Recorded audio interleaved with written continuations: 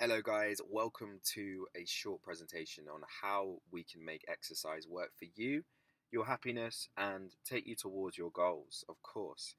I'm going to be sharing with you some valuable information and tips to help you on your fitness journey, and hopefully, in result of this, have a positive impact on your mindset, and for you to come away with some new tools that you can implement straight away, because I'm all about action. And as I always say, education with exercise is key to lasting change. And essentially, thinking differently can lead to new actions, okay, and potentially give you a new and inspiring outlook towards your fitness journey, okay, and this is what this is all about. So, let's get straight into it. Now, I am going to be covering, first of all, why the majority of us fail at our own health and fitness, as the majority of us do. So many of us struggle to stay consistent to make exercise work for us. So we're going to be finding out why this is. Then we've got how to be a part of the minority that actually achieve our goals. Obviously, this is really important. And then we've got tips on how to get the most out of your workout.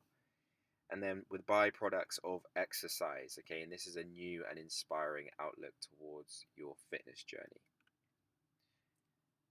So, first thing, why do we fail at fitness? Now, ultimately, it's going to come down to one of these reasons, one or two more of these reasons. Okay, and generally, for the most of us, it's lacking a sustainable motive. Okay, and that is not really knowing our why, not really knowing our real purpose to exercise, at least on a deep enough level, and the impact it can actually have on our life.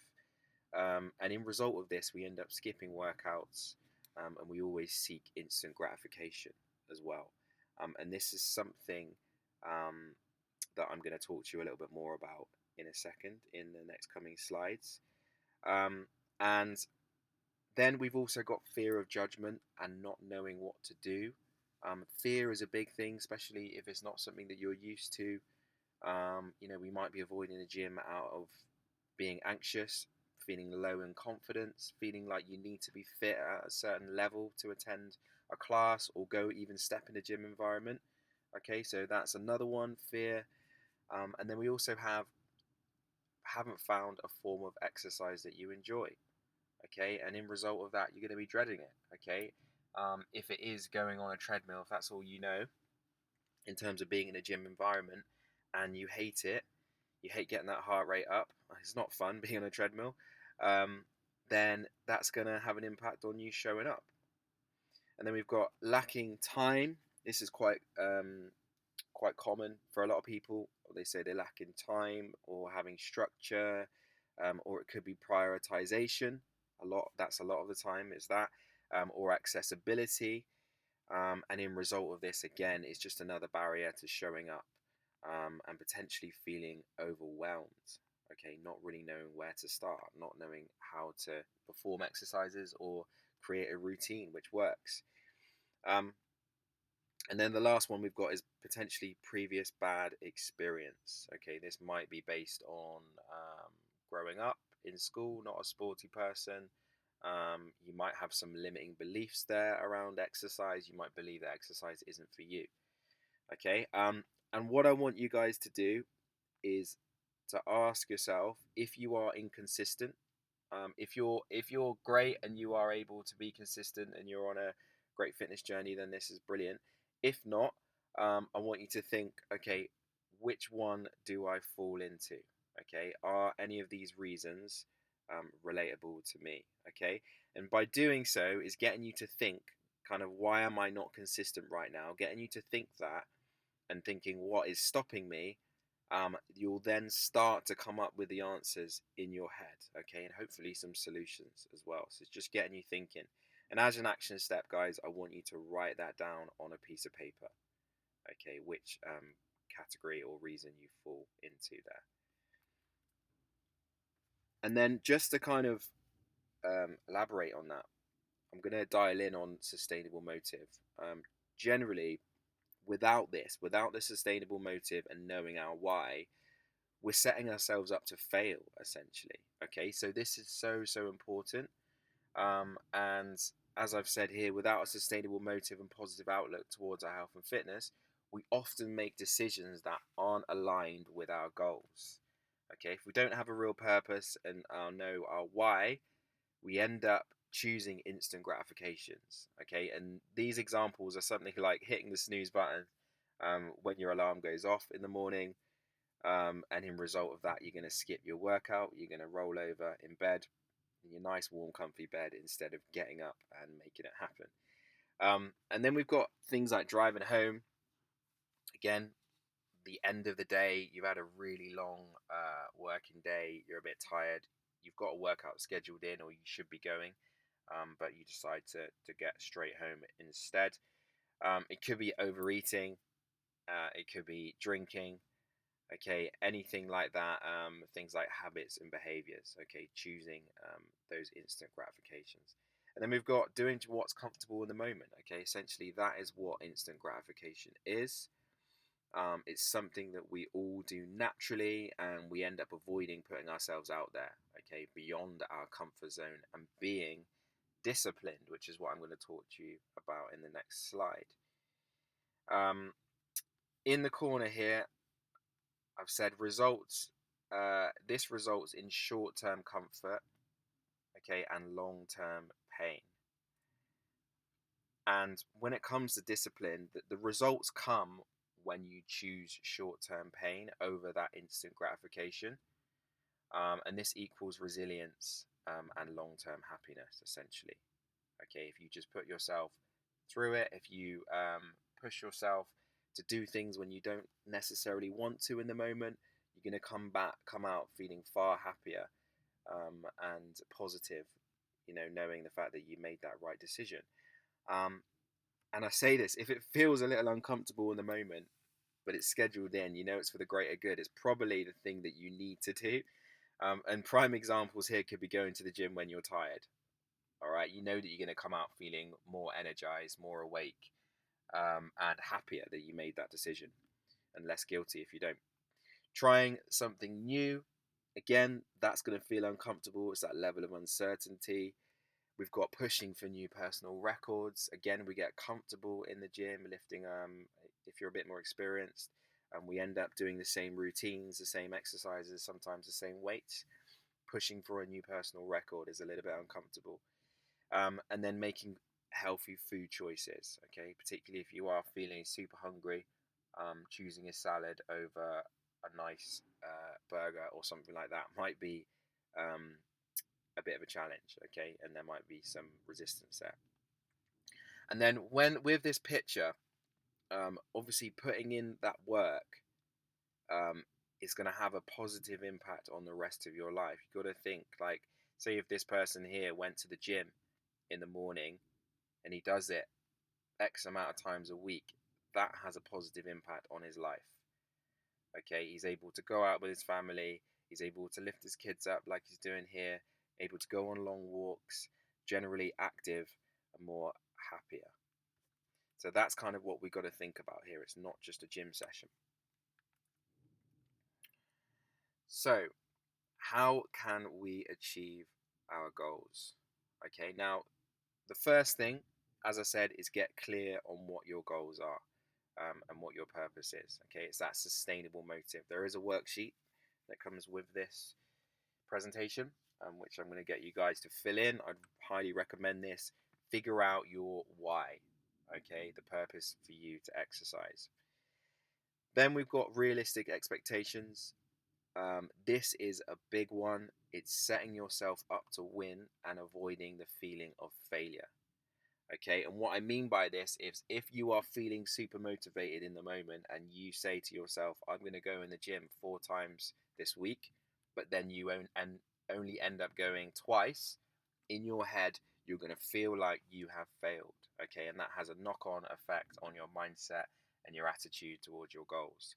So, realistic expectations, which you can stick to and consistently show up to, then is going to be the way forward.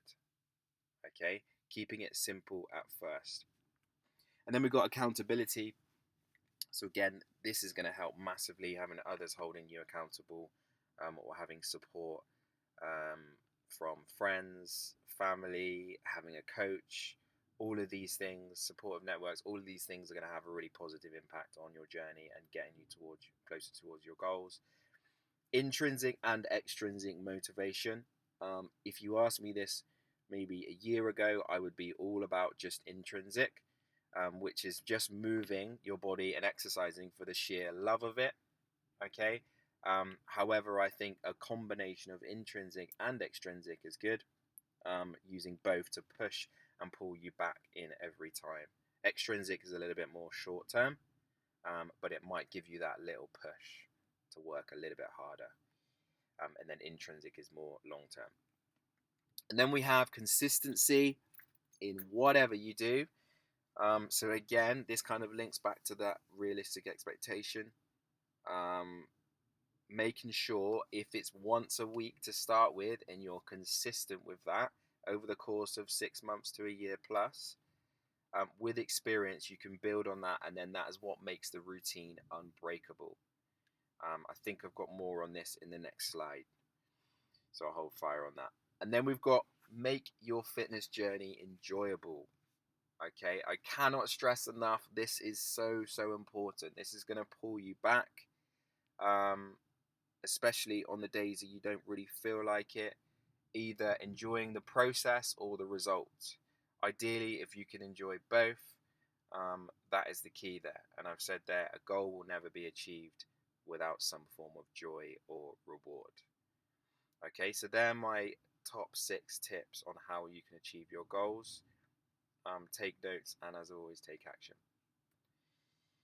So going back to what I said a minute ago, in terms of consistency, if you are able, I'm just going to read this out.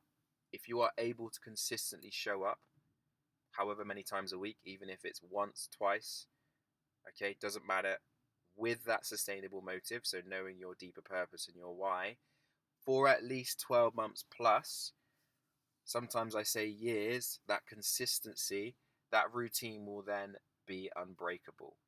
Okay, and there'll be a point where you make it a lifestyle and your body will be telling you to move instead of you telling it to move.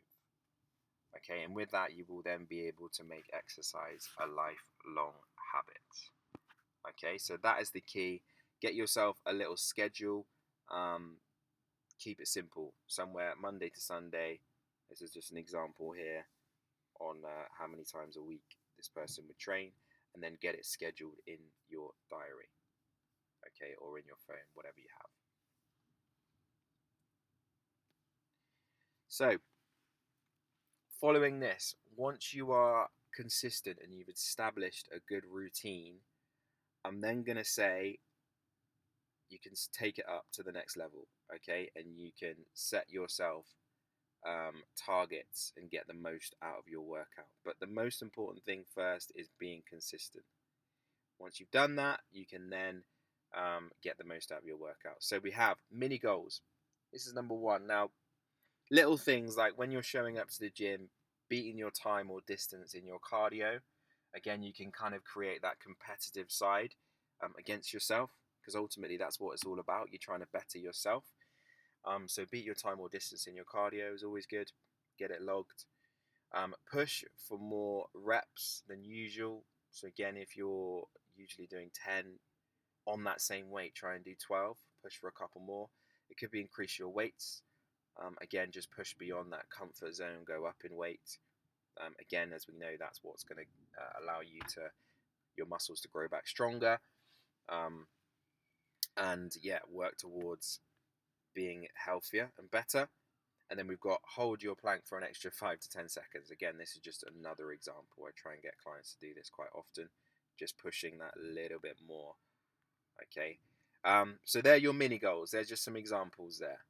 And then we've got set yourself rest times in between sets and stick to them. This is quite important because if you have a limited time in the gym and you've got quite a few exercises to fit in, if you log your rest times or keep an eye on them, then you're much more likely to get all the exercises done and you're much more likely to be disciplined and not get distracted. So rest times in between sets. And then we've got slow your reps down. Again, if you're a little bit more experienced, more time under tension on your exercises are going to allow your muscles to get a lot more out of it. And again, grow back stronger and having more control. And then we've got track your progress. Again, this is another thing which I'd highly recommend, getting a notebook or using an app of some kind. This just gives you a target to aim for next time. Okay, this image here is a client of mine. The amount of times that she has been in the gym, so it logs every time she's come in, and she's hit a 300 sessions milestone there. Okay, so little things like that, apps work really well, or just tracking something, your weights, and your progress is going to be really important. And then we've got set clear intentions. So this one is a big one.